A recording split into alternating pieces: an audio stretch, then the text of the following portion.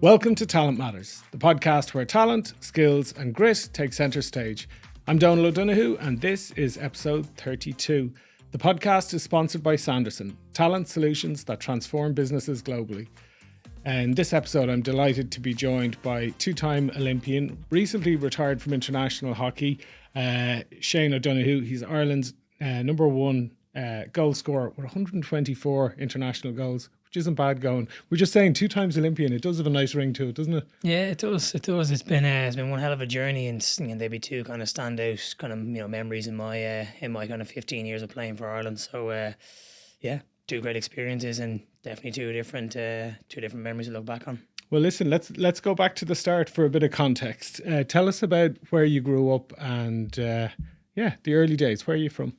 Yeah, so I grew up in Knockline, so kind of small suburban kind of area in South Dublin. Went to school in the local area, kind of in Fairhouse, School Carmel, School Trassa, and then kind of went on to kind of Templeogue College then for my first 3 years of secondary school, and then from transition year onwards went to high school. But from a young age, always played hockey like any youngster kind of in Ireland. You play every sport, football, Gaelic football, hurling, gymnastics, rugby, you name it. So kind of dipped my toe, and I just love sports. I suppose hockey was probably the one that grasped my interest. It was very kind of woven into the family. My sister played, and mum and dad played, aunts and uncles, cousins. So a real kind of family club, which was Glenanne, where I learned the trade from a young age. How old were you when you first went down to the club? Probably would have been probably 5, 6 is usually when you kind really of play. Really young. Yeah, it's kind of the first age of kind of junior age or junior kind of underage hockey.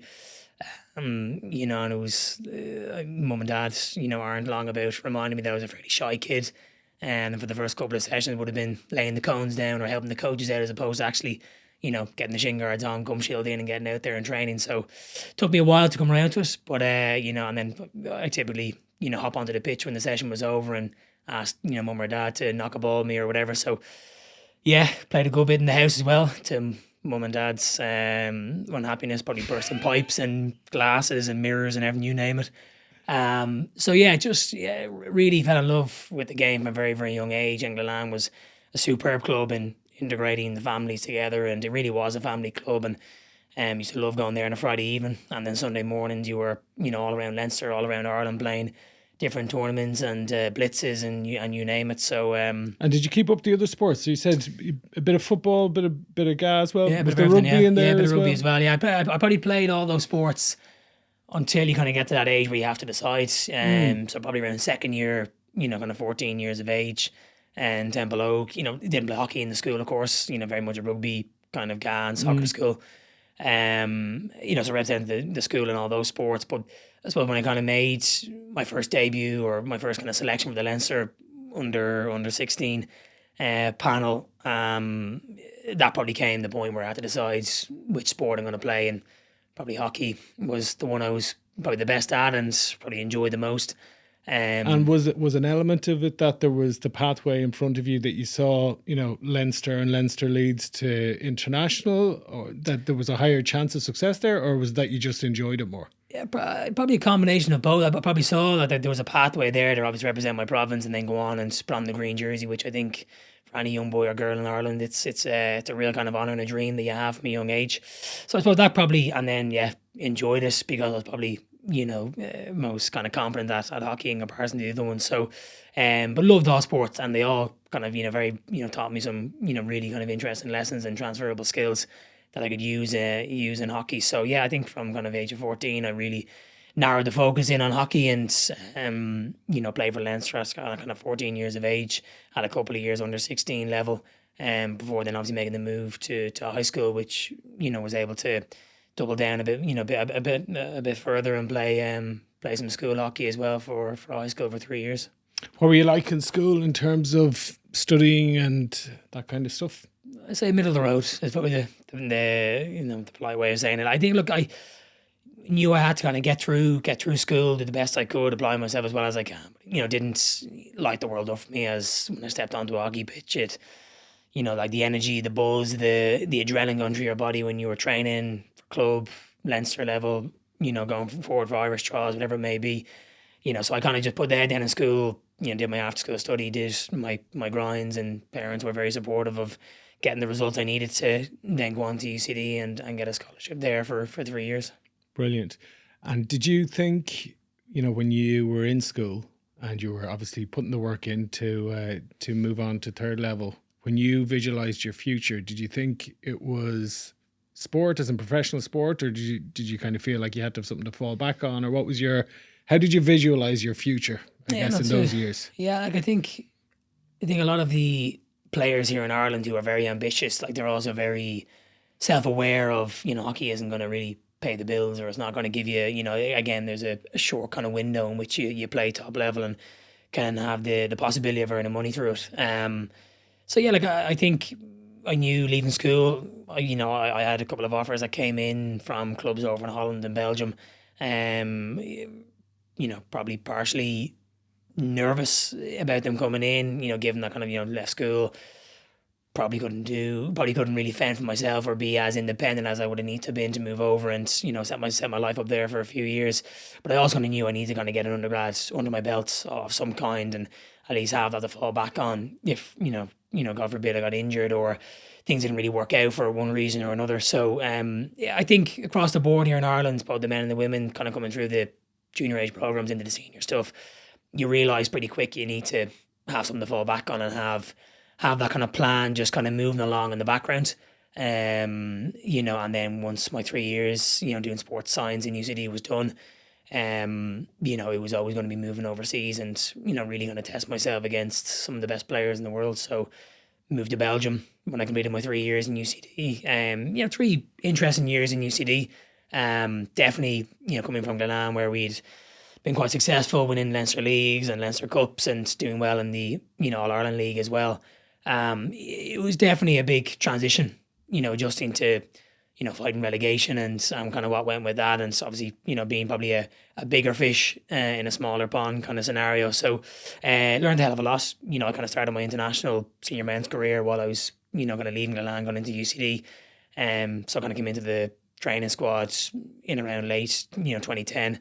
And that was a big step up. But I knew once I finished my 3 years in UCD, it was time to leave the nest at home, but also to, go over and really challenge myself in a league that was going to really, test me mentally, physically, technically and tactically. So, really, really good experience going through UCD. And then, Belgium itself was a fantastic move. Was it a culture shock moving to Belgium? How old were you when you moved to Belgium? Would have been about 21. Kind of going on 21, yeah. So, no problem saying it. Didn't know how to put on a wash machine, didn't know how to cook, basic scrambled eggs and toast would have been the extent of my cooking skills. So I think from that point of view, that was probably the bigger transition. And once I kind of got my head around that and kind of found my feet over there and was able to, live independently. And I was lucky enough I went with another player from the Ireland senior training panel as well. We're two very good friends to this day. That definitely kind of helped the move a little bit. It was almost a bit of a package deal. I wasn't going if I couldn't bring this guy along with me. So, it would culturally, they're a little bit different. Probably a bit more maybe direct than what we would be. What part did you live in? I lived in Antwerp. So the club was KHC Dragons. So, pedigree club over in Belgium, rich history of success, both, in Belgium and on the European stage. So I knew kind of going over, like this was going to be a fantastic opportunity to develop my game and to really, ultimately then be a better player for the Ireland senior men's team. And that was the main thought process for me and for, other guys who really kind of enhanced their game when they went over, was to have that positive impact when you put on the green jersey again. So, I just, like, even the training environment, going from, playing hockey kind of on a very amateur level, balancing obviously maybe studies or work or, very much a dual career here in Ireland, to then been fully focused on hockey for, 4 years was stood me massively. Particularly as we came off the back of a disappointing 2012, London 2012 campaign of not qualifying. Rio was the next one in our sights. So I went over 2014, 2 years leading into Rio, and certainly just brought my game up to a whole new level. So what were the differences that you noticed in terms of, you talk about the level, the professionalism, the coaching, the culture? when you compare the two at that time, what were the differences that kind of impacted you? I think it was just the environment that you were in, because from a young age, any of these talented Belgian players, and in Dragons we had a whole heap of both underage and well established, senior internationals guys. Even when I went over, were heading to their third Olympics. So the environment was professional for a long time. Like those guys over there were full time with the club, full time with the national team every single week. So very much kind of mirroring your kind of your football kind of environments, and living the professional lifestyle that way. So definitely going over there, playing against those guys who were, just solely hockey, week in, week out. We trained, 3, 4, 5 times in the pitch. We were in the gym as well. So you kind of ate, slept, and kind of drank hockey. It was just there 24/7. So, I think going into that environment, testing yourself against these players, who are Olympians and regularly qualifying for major tournaments, it was sink or swim. You really had to, you had to impress, and you had to kind of get on the front foot. And it did take a little bit of time. Like I think it took, a number of weeks to kind of really settle in. You're a little bit homesick as well. You're missing your home comforts and mum's cooking and looking after you and whatever else. But I always kind of had it in my DNA to really just always challenge myself as much as I possibly could across all avenues. And, I think just playing in that club in particular, there was a real... I said, like, there was a rich cultural, rich kind of history of success, which meant the culture was very, ambitious, very kind of player driven. So I kind of, yes, it was a bit of a transition, but once I kind of settled in, I almost kind of felt like a second home, that was always ready for me to arrive into. So, yeah, definitely. And like the opposition you're playing week in, week out, it's just even like the bigger crowds, like the setup, just the overall professionalism of it was. It's just as amateur here in Ireland, so that was the obvious difference. You go to the club, you train there, get your meals there, you do your video session on a Friday after your last training session in the week. You've gym access, physio, nutritionist, everything you need was there. You didn't put your hand in your pocket for anything. So I think definitely that whole kind of professional environment, put a challenge to you. Kind of survive, and even the guy who went over with, and you've no problem me saying this, he did struggle. He actually only scored whenever his parents or his, family members came over. But, there was a prime example of 2 Irish guys coming over, similar backgrounds, both in the Irish training squad. But, I kind of flourished. He went home after 1 season. I stayed on for three more years. So after the disappointment of not qualifying for London in 2012, talk to us a little bit about the Olympic journey from there and the path to actually qualifying. Yeah, so look, it was disappointing that we didn't get to London, because obviously, look, it was right across the water. It would have been, as kind of Paris was, a very close to home kind of Olympics. People were able to connect to it, support us. I suppose that the manner in which we lost that game against Korea, like there was 8 or 9 seconds to go. So like it was a tough one to bounce back from, and we probably, for the first time in the Irish men's history, we had a culture that was robust. It was cohesive. It was, so I think a lot of a tough kind of setback to kind of bounce back from. And we then, Paul Reventon, who was our coach at the time, who really shaped and laid the foundations for the success of the Ireland senior men's hockey team. I have no problem saying it. He laid it. He then moved on to another job in Malaysia.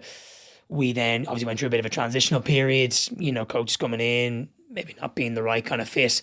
But we had a similar enough group that was there for 2012. A few guys dropped off naturally, but the large majority of the guys were still there and wanted to qualify for Rio. So we had a large chunk of us playing overseas. As I said, I had 2 great years in Belgium, winning back-to-back titles with Dragons.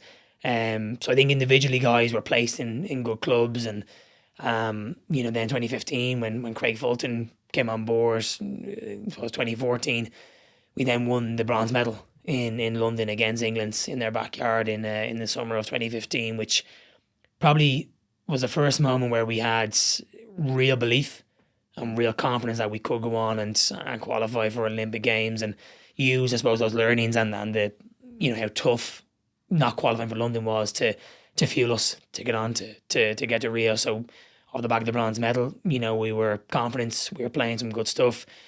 We knew what our strengths were as a team. Defensively, we were hard to break down, and we went to the qualifiers and we qualified. for Rio. So, the dream became a reality, and, it was a journey longer for some other players, shorter for, maybe players like myself. But that kind of period of 2015 into Rio, we were, like we had a kind of a saying, kind of, iron sharpens iron, and, we were collectively, pushing the boundaries as much as we possibly could. And obviously, look, then when you get close to Olympic selection, you go from having 18 players in your match day squad to 16. So that was in the back of our minds once we knew we had qualified. It was going to be a bit of a dog eat dog world for getting your spot on the plane to go to Rio. And I think we had a good culture. It served us well.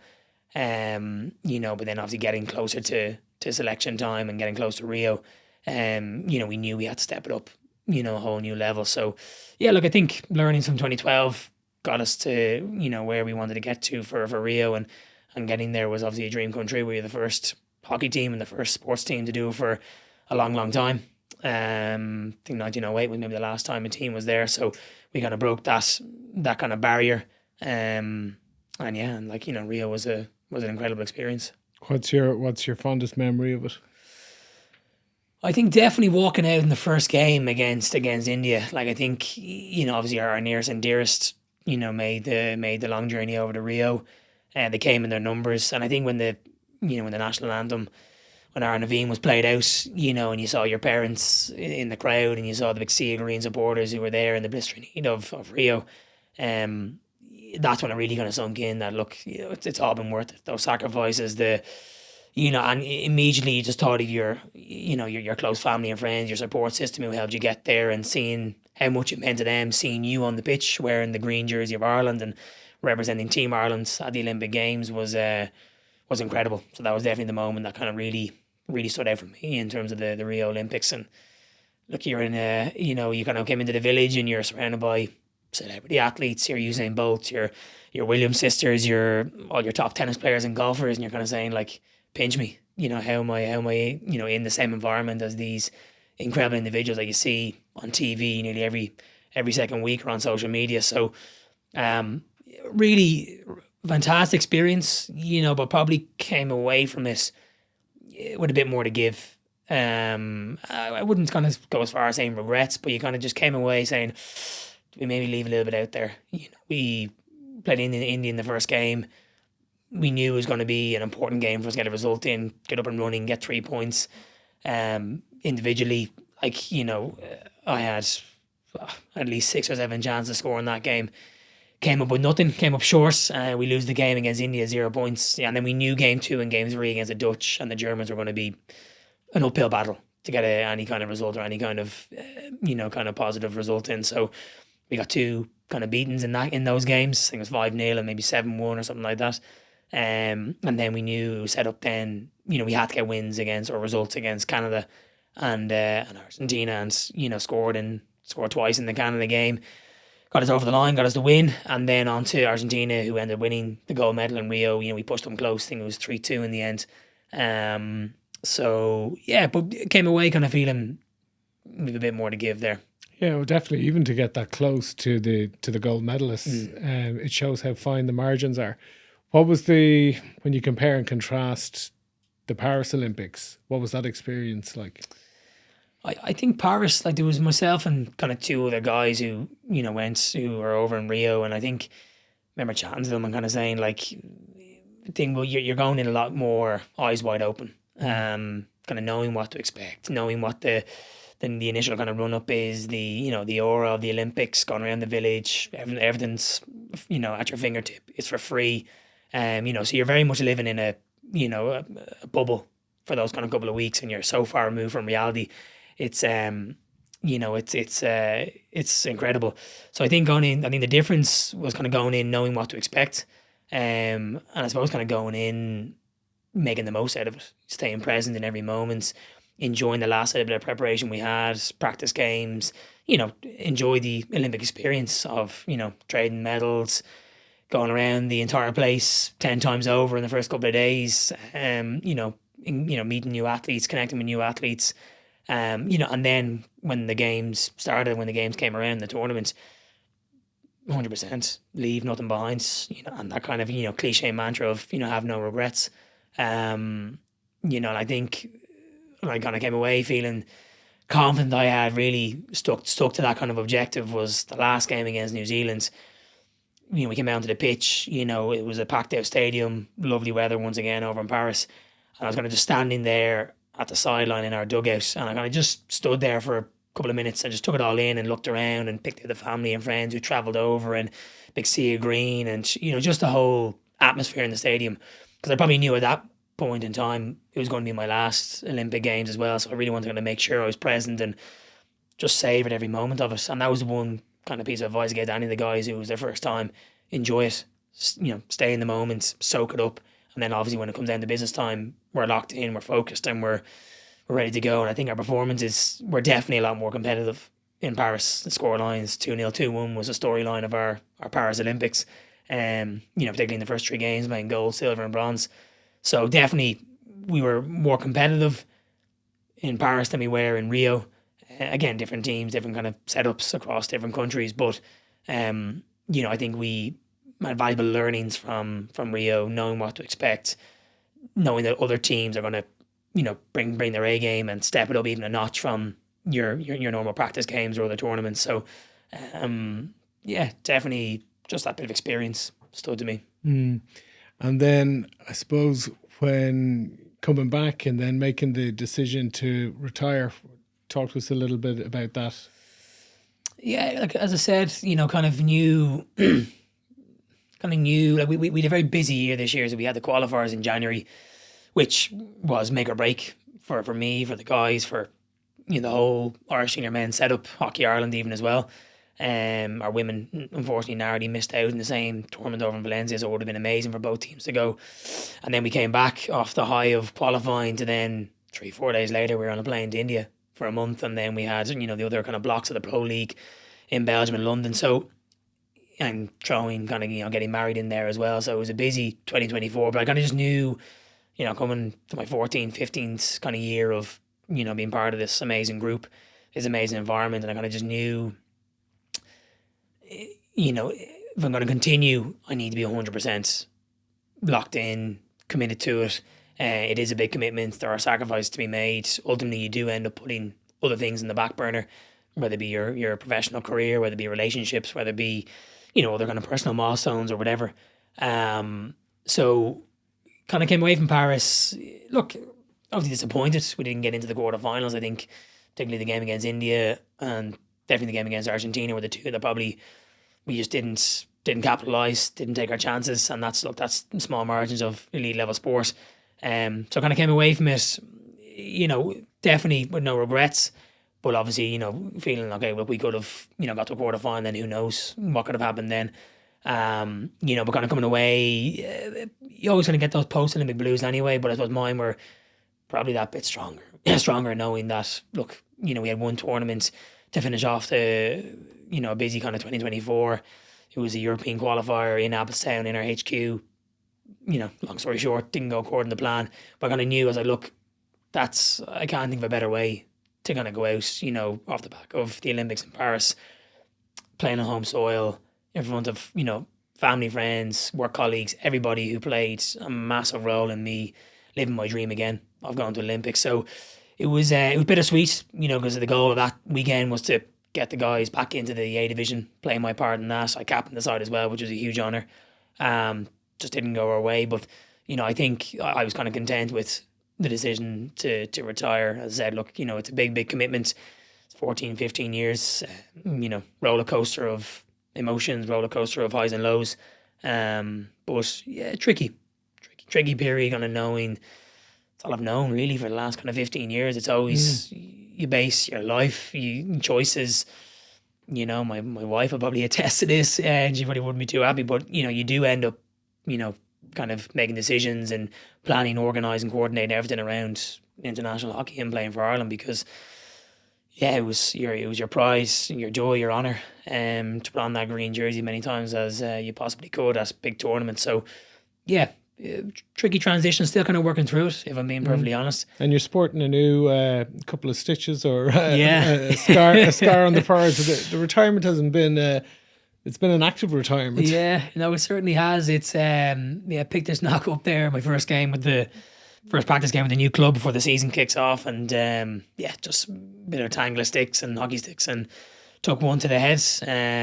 So yeah, kind of unfortunately got a bit of action now for a few more days. So keen to get involved in the new club, and the new challenge that lies ahead is definitely quite different. I think that maybe kind of helped in some ways. I suppose I'm always looking for a challenge, always looking for opportunities to kind of really test and kind of grow myself. So probably a positive distraction in one way from retiring as well. But I think the retirement probably won't really sink in until the next tournament that comes around, and I'm not part of it, or the lead up to it, or the hard graft, or the excitement, getting onto the plane together in your Irish kit. That's like they're all the things I'm going to miss. Like there's absolutely no two ways about it. It will be unusual. Even seeing like the social media posts and the team announcements, and I'm not in it. But look, as I said, already I've had an incredible 15 years playing for the team. And yeah, look, as I say, all good things always come to an end. What is, when you think about the next chapter for you, what have you got planned, or what's your approach to the next chapter? Yeah, definitely, I've been extremely lucky, as I said already. I've got a fantastic support system, and within that is my employer, RSA Insurance Ireland, and 123.ie and Intact. It wouldn't have been possible. I think there was probably certainly pushing over the annual leave entitlements, let's put it that way.